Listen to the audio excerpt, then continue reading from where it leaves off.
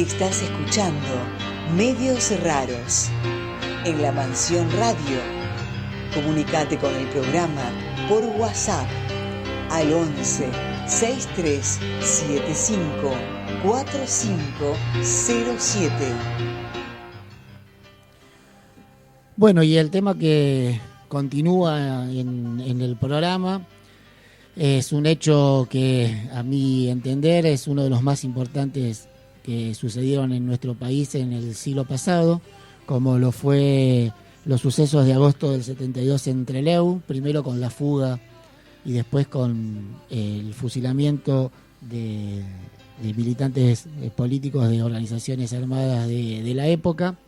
Y para esto, con Carlos y con Ezequiel, la verdad que quiero decirlo que fue un trabajo bastante arduo, que fue muy placentero, porque con Carlos, y lamentablemente Ezequiel no pudo por cuestiones laborales, pero con Carlos pudimos ir a hacer 2 sendas de entrevistas, una a Roberto Perdía y otro a Eduardo Anguita. 2 personas que estuvieron en el ojo de la tormenta en ese momento, ¿no? Y que bueno, fueron 2 entrevistas muy ricas, aparte de poder conversar, la verdad que muy libremente con ellos, a los que creo que eternamente le vamos a estar agradecer, por supuesto. Así que bueno, entonces hablábamos de Trelew, año 1972, dictadura militar de Lanuse, dictadura que ya venía desde hacía unos años con Onganía primero, y que bueno, que continuó Lanuse después, en una situación no confusa,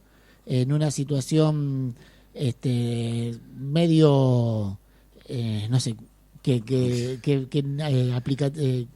adjetivo ponerle, pero en una situación en la que presos de distintas organizaciones guerrilleras, montoneros, FARC y y PRT-ERP, presos en el penal de Trelew, arman una fuga, ¿sí?, de un penal en el que, si uno hoy pasa, todavía es un lugar inhóspito casi, ¿sí? Así que imagínense lo que pudo haber sido en el año 72 el lugar.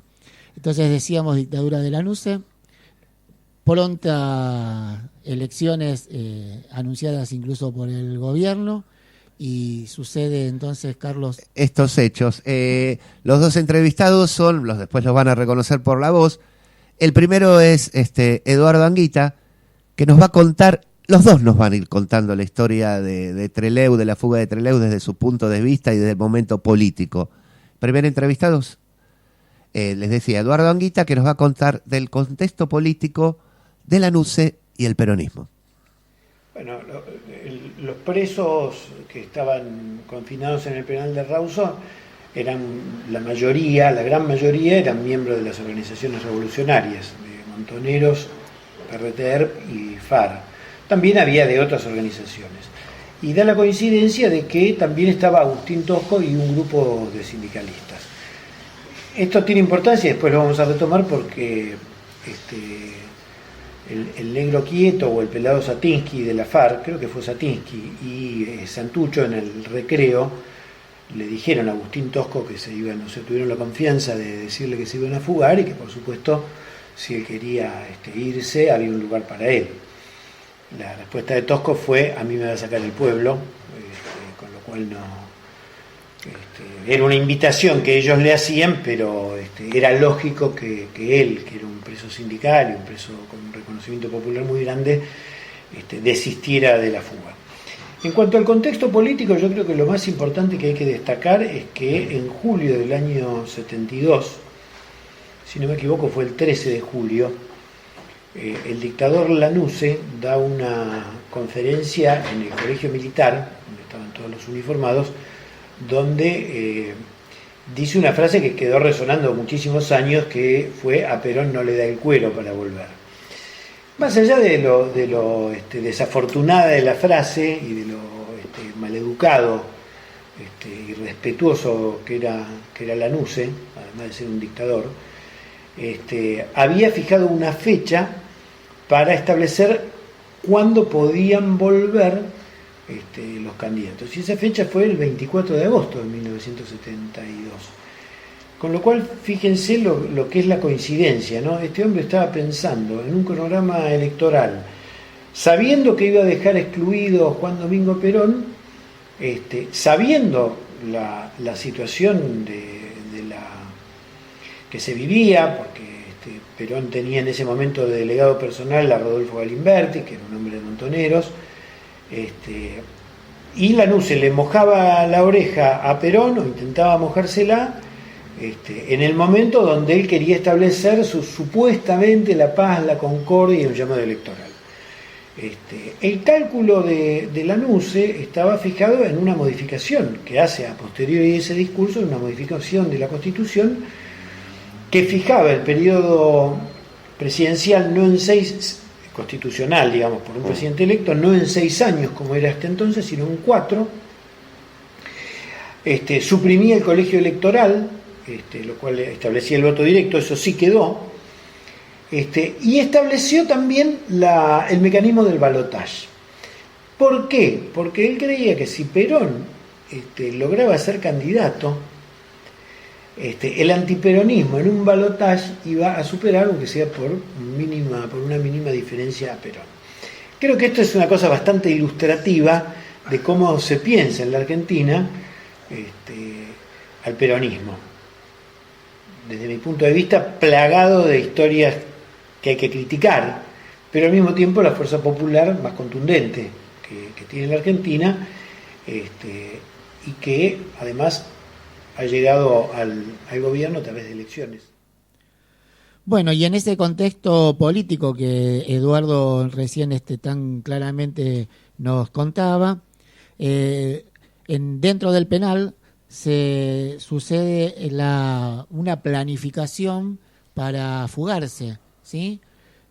Planificación que es de las primeras que en una situación como esta, ¿no? De un lugar tan inhóspito, de un lugar tan grande y con tanta gente, se realiza desde adentro del penal. Sí, y con algún apoyo externo necesario. Con ¿no? algún apoyo externo necesario, obviamente, pero planificado, vamos a ver cómo, desde adentro. La fuga del penal de Rawson se llevó a cabo el día 15 de agosto. Fue una idea que surgió desde adentro de la cárcel. Quienes estuvieron planificando esa fuga fueron Santucho, secundado dentro del PRTERP por Domingo Mena, estudiante de medicina cordobés, y por Enrique Gorriarán, que en ese entonces era un hombre más o menos ducho en materia de temas de operaciones guerrilleras. Por el lado de la FARC,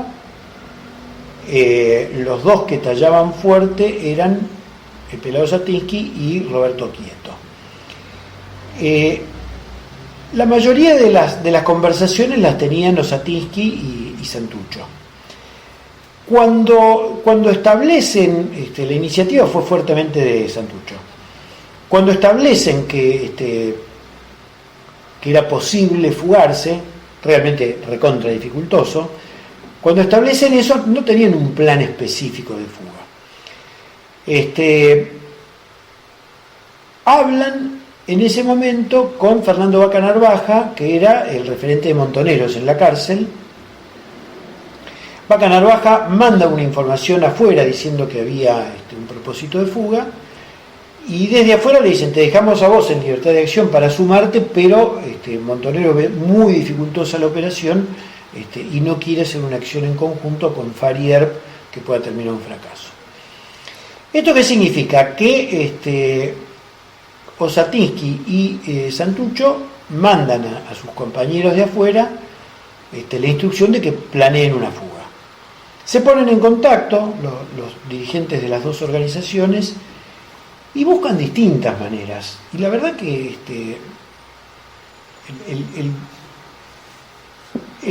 del ERP, el que estaba al mando del comité militar, era un compañero que digamos, era un compañero de mucha trayectoria, muy arrojado, pero no tenía la impronta que podían tener Santucho Osmena o Gorriarán. Entonces el que tomó la dirección política de todo eso era Benito Urteaga, y el que toma el mando operativo es el Colorado Marcos, que era un audaz total. Y Marcos habla con un compañero del ERP, que era un tipo muy arrojado, que era el gallego Fernández Palmeiro.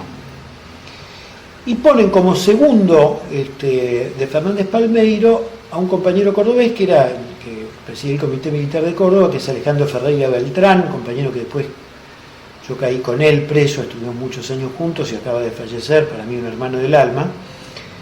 Y el mismo Alejandro Ferreira Beltrán me dijo que la operación era realmente de una dificultad extraordinaria, que él mismo, que era un tipo muy arrojado, no le veía salida. Intentaron comprar un avión chico, fueron a comprarlo al Paraguay.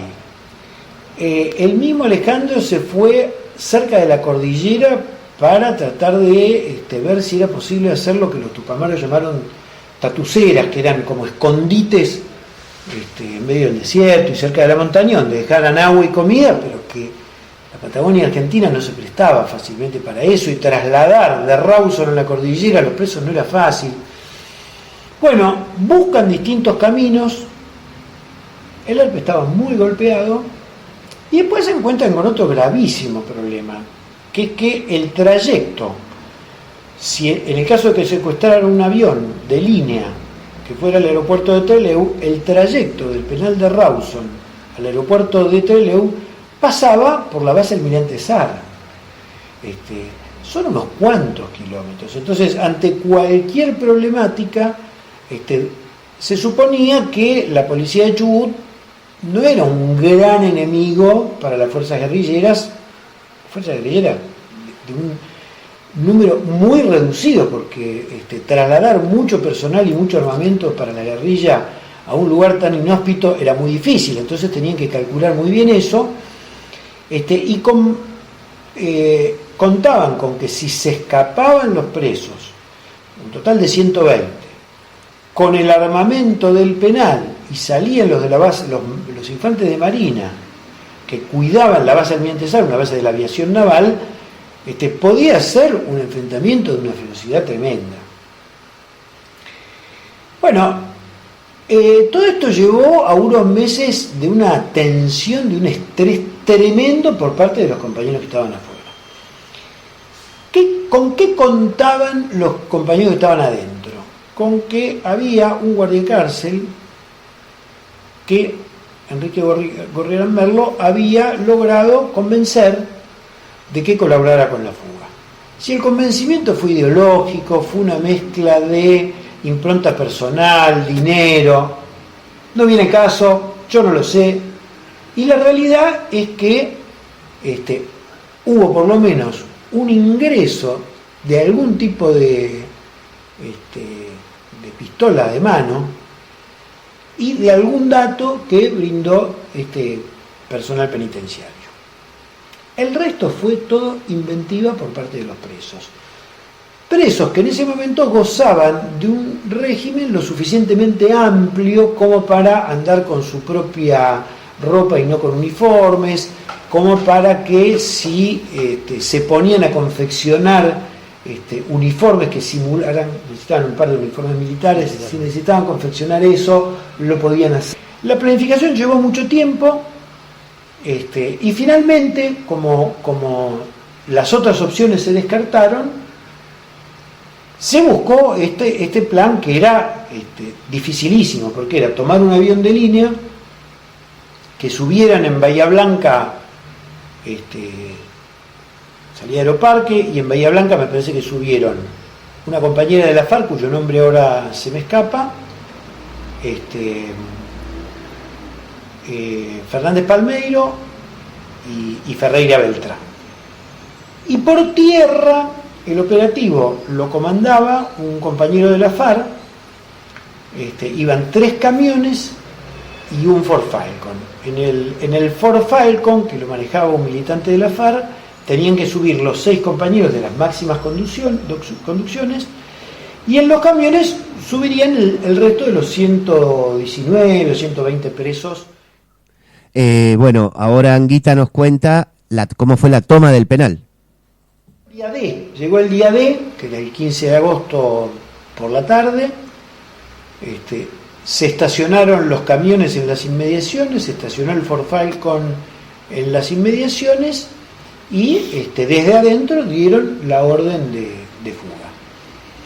El mismo Fernando Vaca Narvaja me ha contado a mí el papel que él jugaba. Él había ido al liceo militar, era un tipo que tenía bigote, se cortó el pelo y tenía aspecto de ser un oficial joven del ejército. Claro. Consiguió se vistió con algo que simulaba ser un oficial joven del ejército.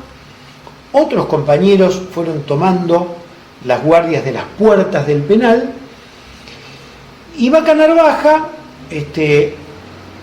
vestido de oficial, les dijo a un par de guardiacárceles que estaba él formando parte de una inspección que hacía el ejército para ver cómo funcionaba la seguridad del penal. Entraron como chorlitos los guardiacárceles y le dice, bueno, quiero ir a la sala de armas a ver cómo tienen dispuesto esto. Y acá viene una nota de color para ver la audacia de lo que era la guerrilla. El oficial penitenciario le muestra la sala de armas y le dice, ahí tienen los fusiles FAL. Sí, dice, a ver en qué estado están. Entonces saca uno de los fusiles y el oficial penitenciario lo agarra y lo sostiene. Dice, ¿me lo alcanza? Entonces el tipo se lo alcanza con la mano. Y Vaca Narvaja lo agarra y le dice, oficial, así no se pasa un FAL se pasa así. Entonces se lo tira, que es como se pasa en el ejército. Entonces el oficial penitenciario agarra lo que él le lanza a una distancia de 3 metros y dice, por favor, páseme el arma correctamente. Y el tipo le pasa el arma.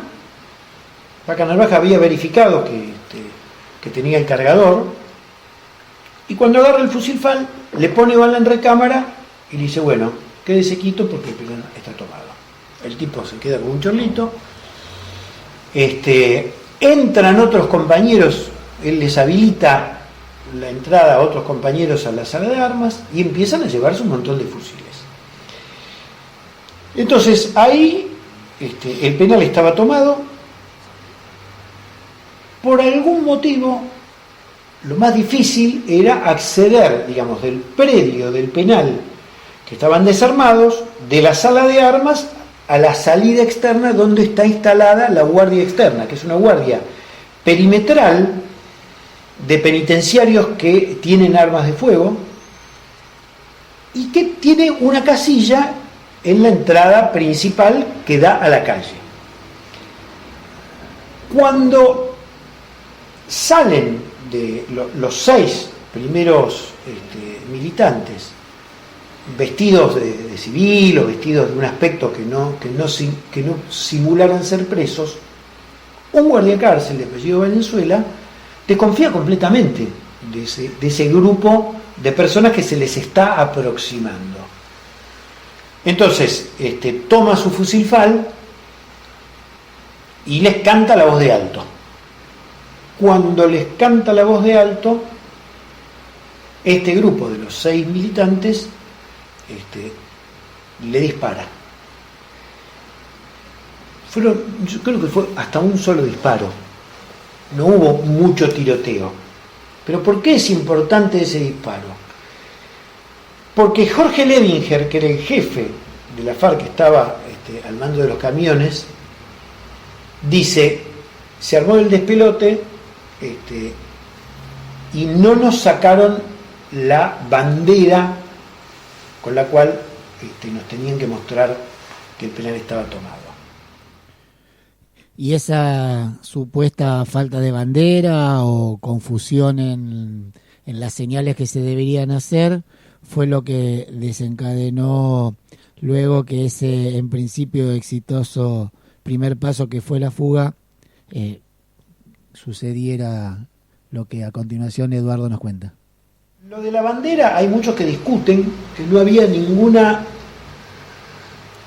acuerdo de que tenía que salir una bandera. Entonces eso le atribuyen a Levinger una especie de contraseña que no estaba establecida. La diferencia de Levinger con quien estaba al volante del Falcon es que quien estaba al volante del Falcon dice, bueno, se armó el tiroteo, bienvenido sea, cuando se escapen. Pero claro, el que estaba al volante del Falcon no sabía que Jorge Levinger había decidido levantar los vehículos. Entonces salen los 6 que tenían, digamos, la prioridad del escape, se suben al Ford Falcon y se van de raje al aeropuerto. Cuando empiezan a salir los siguientes, con el penal tomado, empiezan a llamar taxis. Entonces imagínense, una ciudad chiquitita como Rawson, no es que vos llamás 10 taxis o 20 taxis y te llegan en 2 minutos. Entonces llegaron 2 o 3 taxis y cuando llegaron los taxis los apretaron con armas, se subieron con los fusiles y se rajaron. El centenar de presos que estaba atrás con fusiles y todos, dicen, salir caminando. Una locura total. Es una locura. Esto fracasó, nos metemos con las armas y nos quedamos dentro del penal con el penal tomado. Los que van en estos taxis se van a toda velocidad y cuando llegan al aeropuerto se encuentran con que el avión que habían tomado Palmeiro, Ferrer y Beltrán y esta chica de la FARC se había ido. Y al punto tal, la operación era tan delicada que cuando el avión estaba tomado, también los 6 que llegan primero llegan un poco tarde. Al punto tal que los compañeros ya habían empezado a carretear, le habían dado la orden al piloto que carreteara, que tomara rumbo a Santiago de Chile, y cuando empiezan a carretear, deciden esperar un rato más, ven que llega uno vestido de milico y otros más, y dicen, bueno, vamos a tirar al milico. Y uno dice, che, me parece que el que está allá es fulano. Entonces esperan un poco más, ven y lo reconocen a Santucho. Así es que suben. Cuando preguntan qué pasó, dicen los camiones no estaban. Entonces ahí, no sé si Osatiki y Santucho, supongo que sí, porque eran los jefes máximos o también participaban acá en Narvaja, dicen, bueno, nos tenemos que ir. Claro, cuando empieza a irse el avión, llegan los otros, que son los 19 que toman la base Almirante Sar, hablan con la prensa, piden la presencia del juez federal de Rawson, se atrincheran en el aeropuerto, advierten que no quieren ningún conflicto, que están dispuestos a entregarse, pero piden la presencia de la televisión y del juez. Así es que salen las declaraciones de ellos en la prensa, porque van, creo que es el Canal 12, el de Rawson, van, entrevistan, están las radios, dicen nosotros, esto fracasó, nosotros nos vamos a entregar, pero nos entregamos al juez.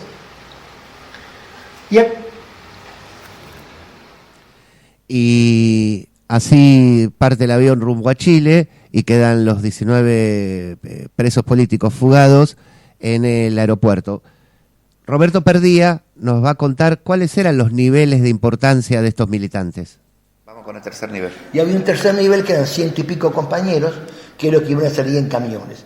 Allí hubo un problema con las señales que se dieron, que está bastante publicado eso y demás, que motivó que los compañeros de afuera que tenían que recogerlo entendieron que la operación había fracasado y entonces se van y los grupos quedan aislados, etcétera, etcétera, y ese tercer nivel sale afuera, toma fresco y vuelve a la cárcel porque no estaba, no sé, está 30 kilómetros, 40 del aeropuerto de la base del servicio penitenciario. Bueno, esos son los 3 niveles que participan. Del primer nivel llega a Chile y después a Cuba. El segundo nivel es el protagonista de lo que serían lo que se conoce como los hechos de Trelew, los fusilamientos de Trelew. Y esos 19 compañeros que quedan en la base, en el aeropuerto, exigen que se acerque un juez y los medios de comunicación, porque se entregan pacíficamente y son engañados por las fuerzas de seguridad de ese momento, de acuerdo a lo que nos cuenta a continuación Roberto Perdía.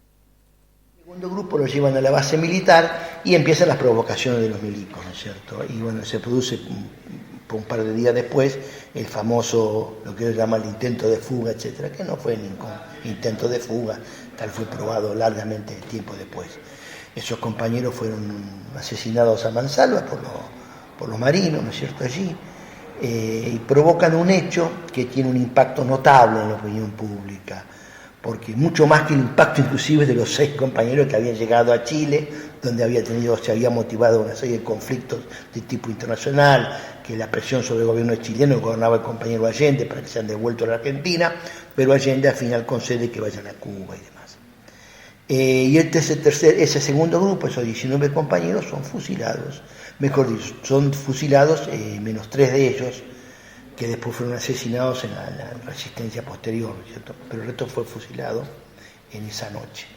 Ese impacto en la opinión pública fue muy grande y lo que se veía y era un lento proceso de decadencia de la dictadura, de repente tomó vuelo y se aceleró, y para la opinión pública se fue entendiendo como lo que era un gobierno asesino, gorila, reaccionario, etcétera. Y yo creo que aceleró los tiempos y la reacción del pueblo respecto a ese gobierno. Tal cual se viera meses después con la candidatura de Campo, las elecciones, el triunfo del peronismo, etcétera, lo cual se puede comprobar lo que estoy diciendo.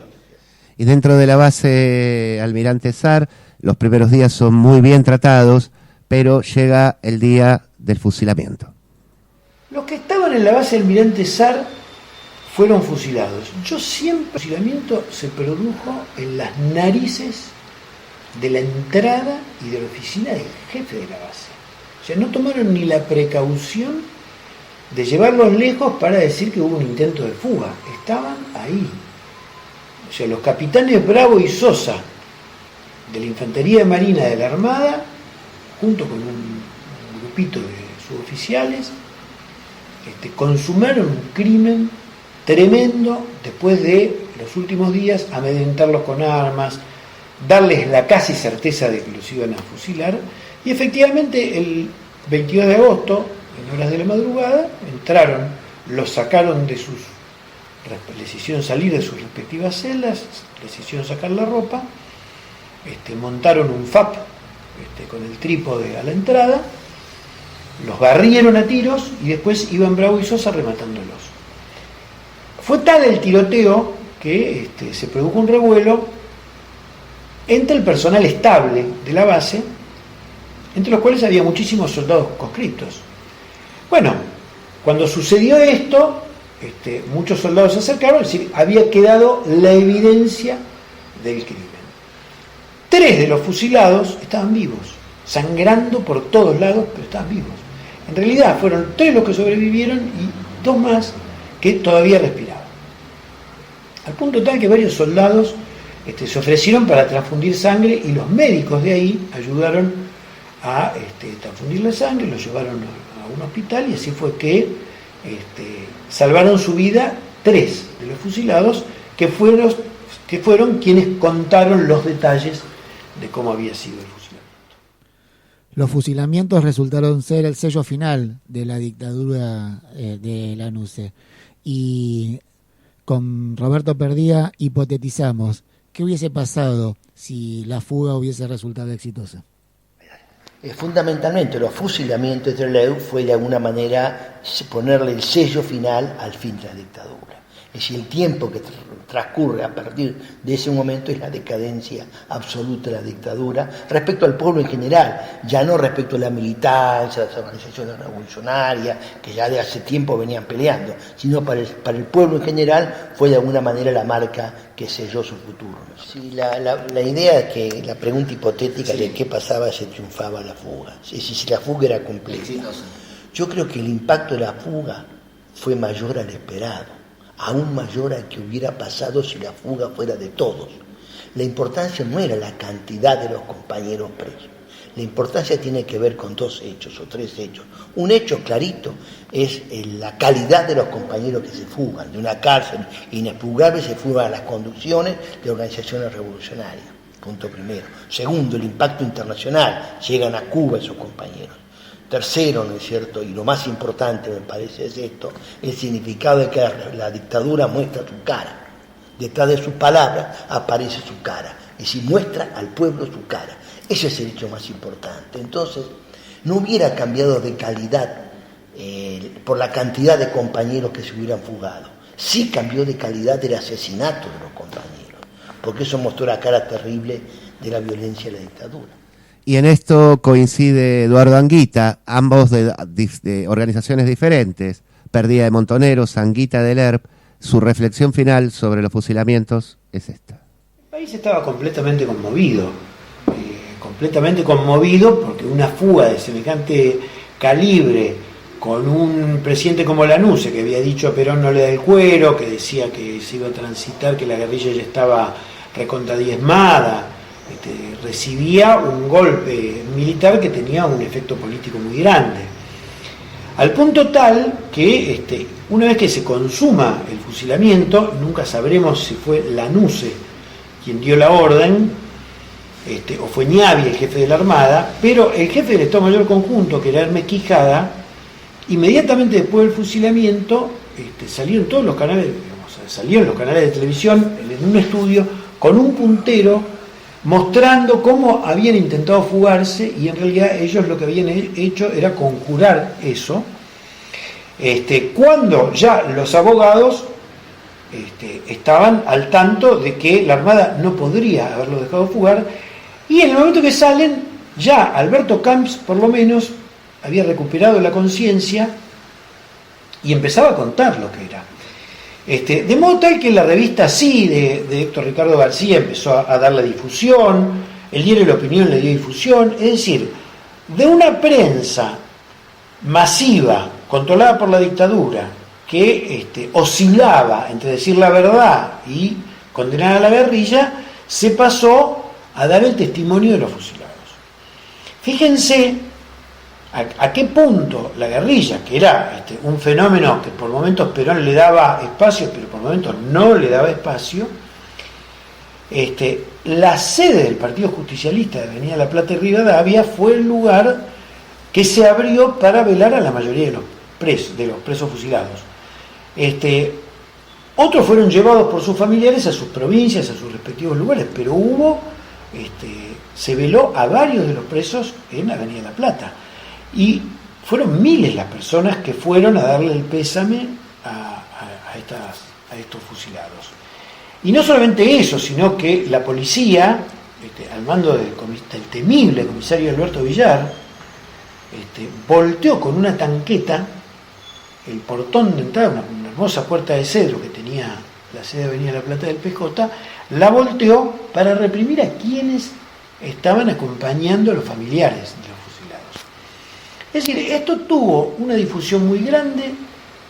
Yo creo que fue el momento de mayor consenso social y político de las organizaciones guerrilleras, fue el momento de mayor acercamiento del mismo Perón a la guerrilla, y fue el momento de mayor aislamiento de la dictadura, porque en un momento donde estaban basculando con la idea de hacer una apertura democrática, con la idea de ganar las elecciones, se dieron cuenta que ellos eran un gobierno autoritario y que como gobierno autoritario la guerrilla, entre comillas, le tenían que devolver con sus propias armas. Esto, lejos de darle el consenso social que buscaban, los sometió a un periodo desde agosto del 72 hasta el 11 de marzo del 73 de grandes movilizaciones populares donde la bandera de los fusilados de TLU estuvo presente en todos lados. Y bueno, les agradecemos mucho a Eduardo Anguita y a Roberto Perdía por su testimonio y por su apertura para con nosotros.